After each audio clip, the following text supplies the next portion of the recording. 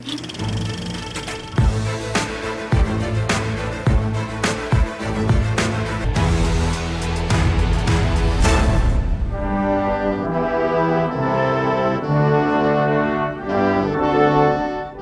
年前嘅主權交接儀式上，英國嘅米字旗同港英旗降下，換上5星紅旗，同埋印有洋紫荊花圖案嘅區旗。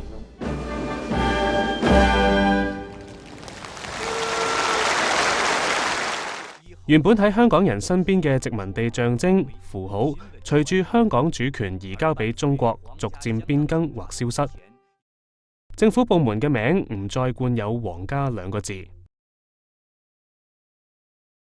香港賽馬會唔再係英皇御准，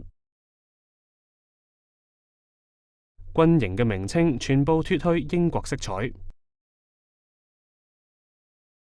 官校嘅校徽同樣出現微妙變化。由殖民地時期沿用至今嘅舊郵筒，目前仍然大約有60個。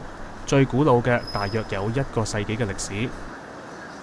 即使特區政府喺回歸之後將原本紅色嘅郵筒油成綠色，但係上面嘅皇室徽號仍然清晰可見。香港郵政署喺前年嘅10月表示，正在研究方案更新呢啲喺郵筒上嘅標記。政府認為咧，就而家有一啲古郵筒，佢係依然係使用咧。如果係喺上邊展示一啲皇冠嘅標記，或者係一個英國皇室嘅徽號咧，係唔合適嘅。因為用咗18年嘅咯，你覺得邊一方面唔合適呢？嗱，就住呢一方面呢，都係政府內部一個討論所得出嘅一個嘅決定。突然間有啲咩唔合適呢？回歸前，香港嘅授勳制度都係跟從英國嘅一套。